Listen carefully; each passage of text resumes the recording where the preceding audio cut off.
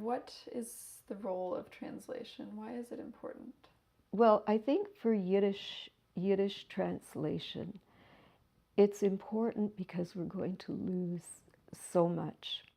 Today, the popular conception of Yiddish is that it's this language that you used when you didn't want people to understand, and it's not a literary language, and it's funny. People, you just say one Yiddish word and people start laughing. They don't even know what it means.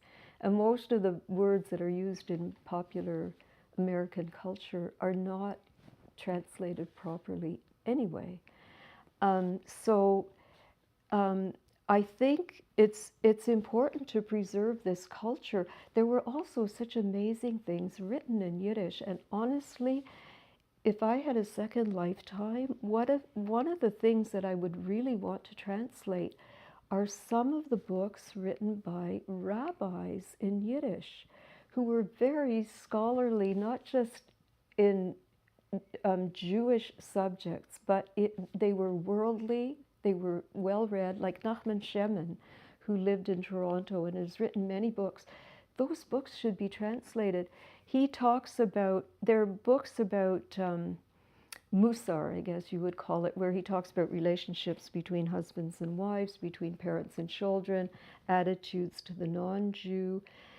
But he brings in Freud and he brings in other sources besides all the usual Judaic sources. Those are going to get lost, and a lot of the people who write these religious books today are reinventing the wheel. They don't have access to these wonderful books. So it's not just the secular Yiddish writing, which we, as in the Yiddishist world, we're taught, oh, we have this wonderful culture. Yes, we do, but there's so much more to Yiddish culture.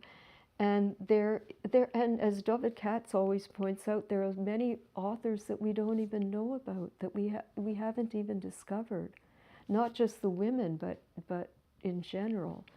And so I do think it's important because Yiddish has embedded in it the whole history and culture of Ashkenazic Jewry.